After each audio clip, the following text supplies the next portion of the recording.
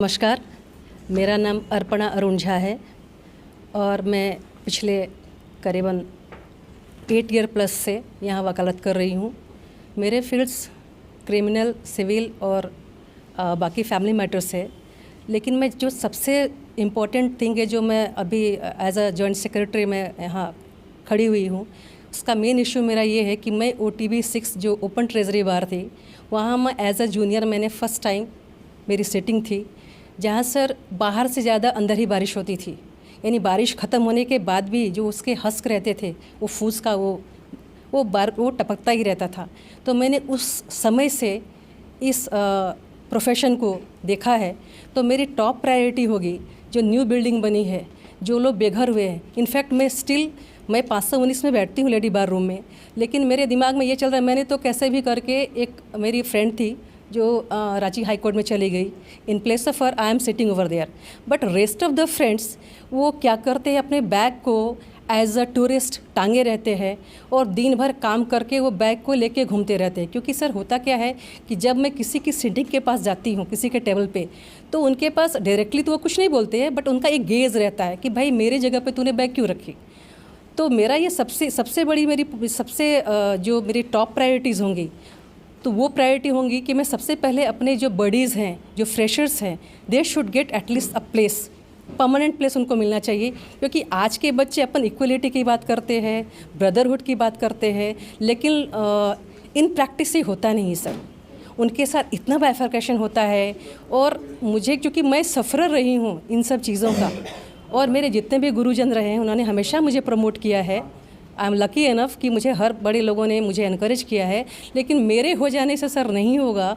Being female, मुझे दूसरी जो मेरी टॉप प्रायोरिटी होंगी वो फीमेल की सिक्योरिटी और जो एक सेपरेट उनका होना चाहिए बैठने की जो प्लेस होना चाहिए। क्योंकि बहुत बड़ी पैरेलल काफ़ी बड़ी बिल्डिंग बनी हुई है, बट स्टिल वो इनॉग्रेशन के राह में या जो कुछ भी टेक्निकल जो डिफ़िकल्टीज़ है उसकी वजह से वो अब तक अमल में नहीं आया है।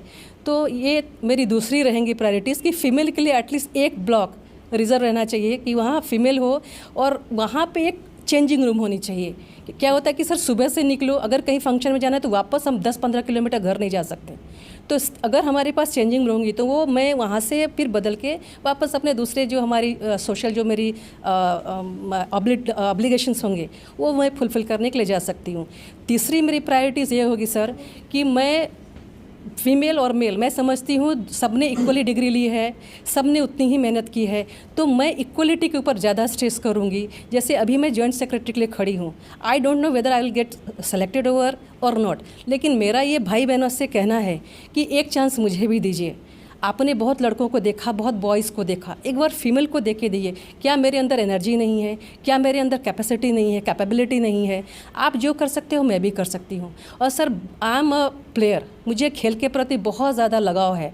तो मैं खेल को भी चाहती हूँ कि बहुत टूर्नामेंट्स ऐसे होते हैं जो हमें बाइफर्केट किया जाता है, तो मैं उसमें भी चाहूँगी कि महिलाओं का पार्टिसिपेशन हो।